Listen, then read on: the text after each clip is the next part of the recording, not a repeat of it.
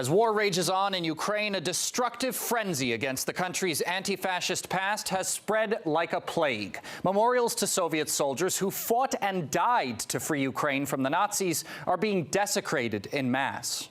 Whoa. Yeah! Whoa. Oh, yeah. Whoa.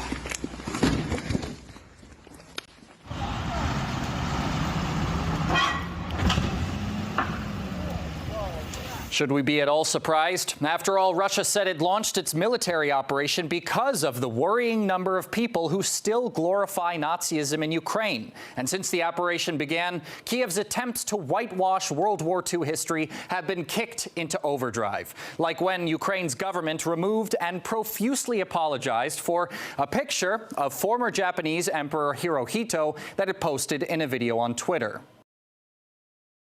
Our sincere apologies to Japan for this mistake.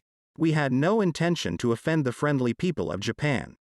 Hirohito was depicted alongside Adolf Hitler and Benito Mussolini, since they were, let's not forget, the leaders of the Axis powers in World War II.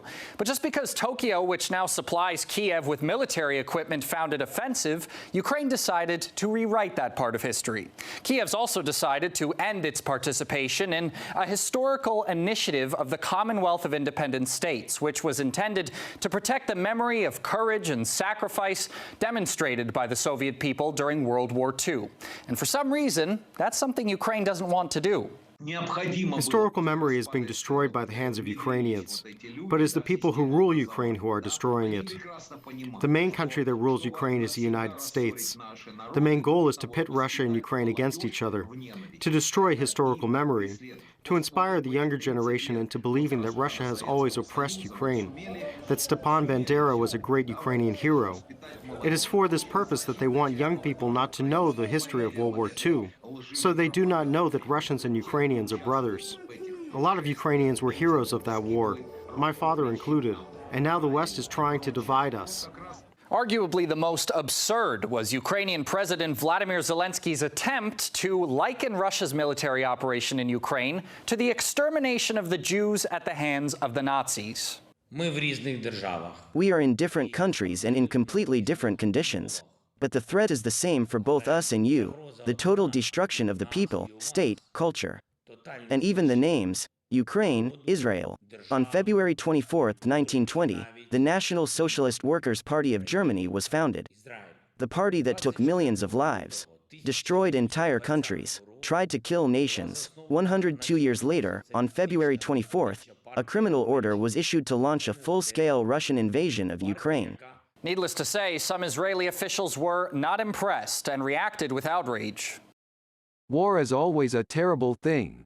But every comparison between a regular war, as difficult as it is, and the extermination of millions of Jews in gas chambers in the framework of the final solution is a complete distortion of history.